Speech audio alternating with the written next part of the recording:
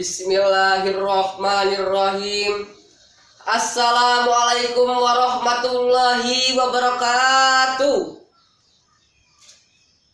Alhamdulillahilladzi athaba bi ni'matil iman wal islam wa nusalli wa nusallimu ala khairil anam sayyidina Muhammad wa ala alihi washabihi ajmain. Amma ba'du. Dewan juri yang saya hormati dan semoga Allah muliakan, dan kepada sahabat-sahabatku yang dirahmati Allah Subhanahu wa taala. Dewan juri dan sahabatku yang dirahmati Allah Subhanahu wa taala. Kita semua pasti ingin hidupnya mulia dan bahagia di dunia maupun di akhirat. Dan tidak ada seorang pun yang ingin hidupnya sengsara, menderita, apalagi hina. Namun, kita sering keliru dan salah dalam menggolongkan mana yang disebut orang yang mulia dan mana yang disebut orang yang hina. Pandangan sebagian besar orang dalam mengukur kemuliaan hanya dari segi materi, kekayaan pribadi, ataupun jabatan yang tinggi. Hingga orang rela untuk bekerja keras hanya demi menumpuk-numpuk harta, biar disebut orang kaya raya, sampai panggilan sholat diabaikannya. Dan demi jabatan yang tinggi, sikut sana sikut sini, kawan jadi lawan, sahabat dekat juga disikat.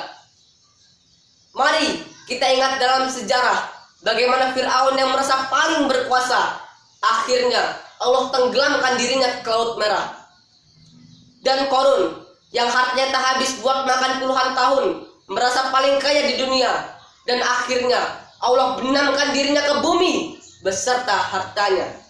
Sahabat-sahabatku yang dirahmati Allah Subhanahu wa taala. Ternyata materi, jabatan yang tinggi tidak dapat dijadikan tolak ukur seseorang itu mulia. Rasulullah Shallallahu alaihi wasallam bersabda, kemuliaan dunia adalah kekayaan, kemuliaan akhirat adalah ketakwaan. Kamu, baik laki-laki maupun perempuan, kemuliaanmu adalah kekayaanmu, keutamaanmu adalah ketakwaanmu, kedudukanmu adalah akhlakmu, dan kebanggaan keturunanmu adalah amal perbuatanmu. Hadis riwayat At-Tabrani. Hadis tadi menegaskan bahwasanya untuk meraih kemuliaan dunia akhirat hanya dengan takwa kepada Allah Subhanahu wa taala, Al-Qur'an dan hadis yang menjadi rujukannya. Karena Al-Qur'an adalah kitab suci yang memiliki kemuliaan yang berisi tentang petunjuk kehidupan, pengarah langkah, pijakan setiap amal, serta barometer dalam segala hal. Petunjuk Al-Quran juga digaransi terjamin kesempurnaannya dan terjaga kemurniannya. Hal ini sesuai dengan firman Allah Subhanahu wa taala dalam Quran surat Al-Baqarah ayat 185. A'udzu billahi minasyaitonir rajim. Bismillahirrahmanirrahim. Syahru Ramadan alladzi unzila fihil Qur'anu hudal linnasi wa bainatim minal huda wal furqan. Bulan Ramadan adalah bulan turunnya Al-Qur'an sebagai petunjuk dan penjelasan-penjelasan mengenai petunjuk itu, serta membedakan mana yang hak dengan yang batil. Sahabat-sahabatku yang dirahmati Allah Subhanahu wa taala, adanya krisis kehidupan yang terjadi pada saat ini di era modernisasi dan teknologi yang semakin canggih. Sering kita jumpai Al-Quran hanya sebagai hiasan atau pajangan di lemari. Orang lebih banyak baca chattingan daripada membaca Al-Quran. Orang rela berjam-jam hanya untuk baca komenan, tapi jenuh apabila merojah Al-Quran. Padahal Al-Quran adalah cahaya kehidupan, pemandu langkah, dan rujukan sebelum adanya permasalahan.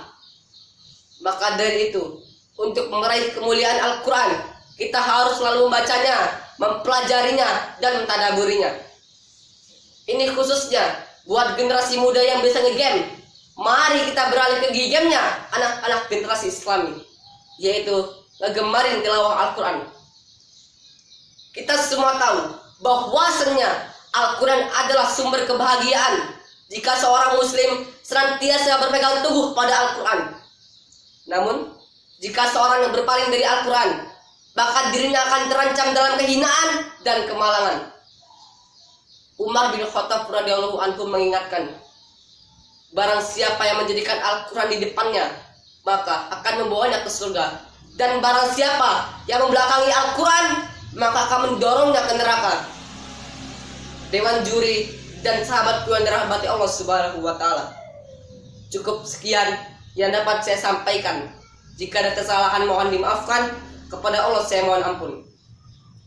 Allahumma inni a'udzubika minal hami wal husni wa a'udzubika minal ajazi wal kasli. Allahumma la sahla ma ja'alahum sahla wa bilhi taufiq wal hidayah wa ridha wal inayah. Wafaqna Allah bi al-sihat wal salamah. Wassalamu alaikum warahmatullahi wabarakatuh.